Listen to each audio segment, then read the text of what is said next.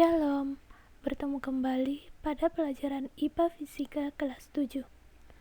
Pada pertemuan kali ini, kita akan membahas tentang metode ilmiah dan perilaku ilmiah, serta objek IPA dan pengamatannya.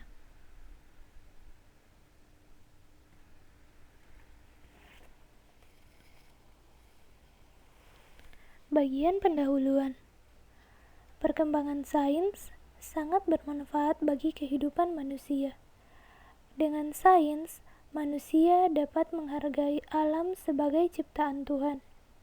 Sains berkembang dari hasil percobaan ilmiah yang dilakukan oleh para ilmuwan. Percobaan ilmiah menggunakan metode ilmiah dan perilaku ilmiah. Apakah yang dimaksud dengan metode ilmiah dan perilaku ilmiah? Bagian A, metode ilmiah. Fisika merupakan salah satu cabang ilmu pengetahuan alam yang lebih sering kita kenal dengan IPA, yaitu ilmu pengetahuan yang mempelajari tentang alam dan gejala atau kejadian alam yang terjadi di sekitar kita secara sistematis. Metode ilmiah merupakan langkah-langkah yang teratur dan terkontrol atau logis yang digunakan untuk memecahkan masalah. Metode ilmiah digunakan oleh para ilmuwan atau saintis dalam melakukan penelitian atau kerja ilmiah. Bagian B, perilaku ilmiah. Metode ilmiah akan berhasil dengan baik jika seorang ilmuwan memiliki perilaku ilmiah atau sikap ilmiah sebagai berikut. Yang pertama, rasa ingin tahu. Artinya, seorang ilmuwan akan selalu terdorong untuk lebih tahu tentang berbagai gejala alam dengan cara membaca buku, bertanya kepada orang yang lebih tahu, mengadakan pengamatan, dan melakukan percobaan sendiri. Selanjutnya, objektif. Artinya, pendapat dan kesimpulan yang diambil harus berdasarkan fakta yang ada, bukan berdasarkan pendapat pribadi atau pendapat orang lain. Kemudian, jujur. Artinya, mencatat sesuai dengan hasil pengamatan, meskipun tidak sesuai dengan yang diharapkan. Kemudian, tekun. Artinya, tidak mudah putus asa jika percobaan tidak sesuai dengan yang diharapkan. Mereka tidak segan-segan untuk menghalangi percobaan sampai berhasil. Kemudian teliti, artinya tidak ceroboh, baik dalam merencanakan, menggunakan alat ukur maupun bahan, mengukur, mencatat data, mengolah data, dan menarik kesimpulan. Sifat yang terakhir yaitu terbuka. Artinya, mau bekerja sama dengan orang lain, mau menerima kritik dan saran dari orang yang bersifat membangun, dan mau berbagi pengalaman kepada orang lain.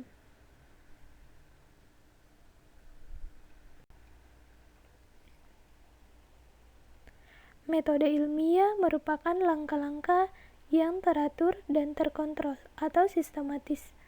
Langkah-langkah metode ilmiah sebagai berikut. Yang pertama, yaitu observasi atau pengamatan. Yang kedua, rumusan masalah. Yang ketiga, hipotesis. Yang keempat, eksperimen. Yang kelima, analisis data. Dan yang terakhir, yaitu kesimpulan. Apa yang dimaksud dengan observasi? Observasi merupakan proses mengamati kejadian menarik yang terjadi di sekitar kita. Contohnya, kita melihat tanaman yang melengkung menghadap matahari. Merumuskan masalah berbentuk kalimat tanya. Misalnya apa, mengapa, dan bagaimana. Contohnya, mengapa tanaman dalam pot tumbuh ke arah jendela atau menghadap matahari? Hipotesis, yaitu membuat dugaan atau jawaban sementara terhadap masalah yang kita selidiki. Contohnya, pertumbuhan tanaman dipengaruhi oleh cahaya matahari. Kemudian, eksperimen, yaitu melakukan percobaan untuk menguji hipotesis. Dengan cara, tanaman diberikan perlakuan, yaitu penyinaran di salah satu sisi tanaman tersebut. Analisis data, yaitu mengumpulkan data yang relevan dari berbagai teori. Misalnya, dari jurnal ilmiah yang berisikan artikel dan laporan hasil penelitian oleh para ahli. Selanjutnya yaitu menarik kesimpulan. Teori bisa berkembang menjadi hukum dan dapat dipublikasikan. Dari observasi di atas, contohnya yaitu kita melihat tanaman yang melengkung menghadap matahari, dapat kita simpulkan bahwa pertumbuhan dipengaruhi oleh cahaya matahari.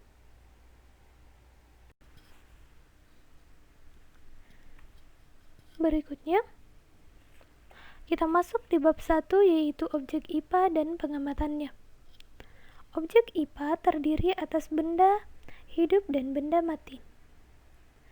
Konsep-konsep IPA dapat diperoleh dengan melakukan pengamatan atau observasi.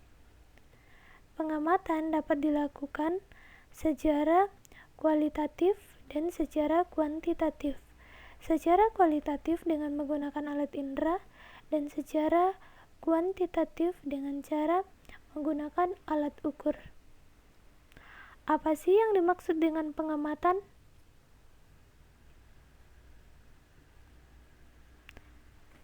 Jadi, pengamatan atau observasi adalah kegiatan mengamati dan mencatat objek yang diamati, seperti benda di sekitar kita atau fenomena yang terjadi. Perhatikan gambar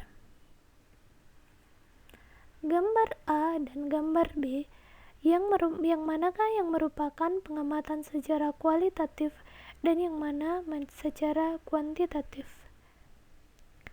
Untuk menjawab, kita akan membahas satu persatu apa sih yang dimaksud dengan kualitatif dan apa yang dimaksud dengan kuantitatif.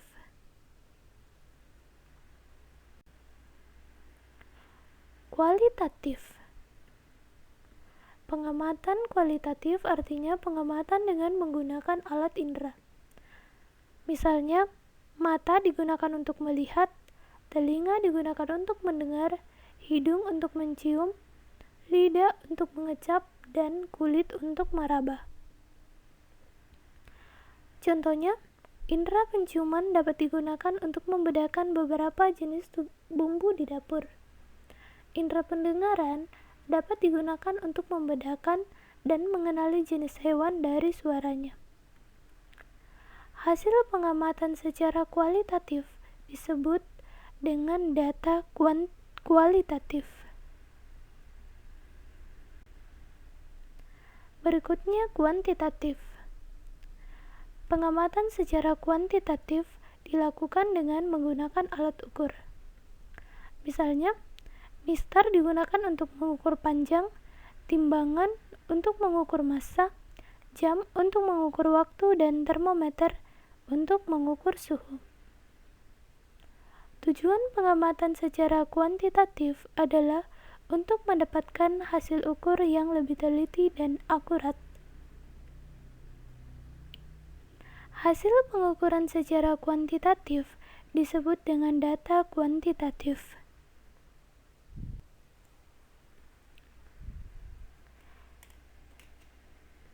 Dari penjelasan di atas, kita mengetahui bahwa gambar A merupakan pengamatan secara kualitatif karena menggunakan alat indera, yaitu penciuman untuk membedakan jenis bunga dari aromanya. Sedangkan gambar B merupakan pengamatan secara kuantitatif karena menggunakan alat ukur berupa mistar untuk mengukur panjang.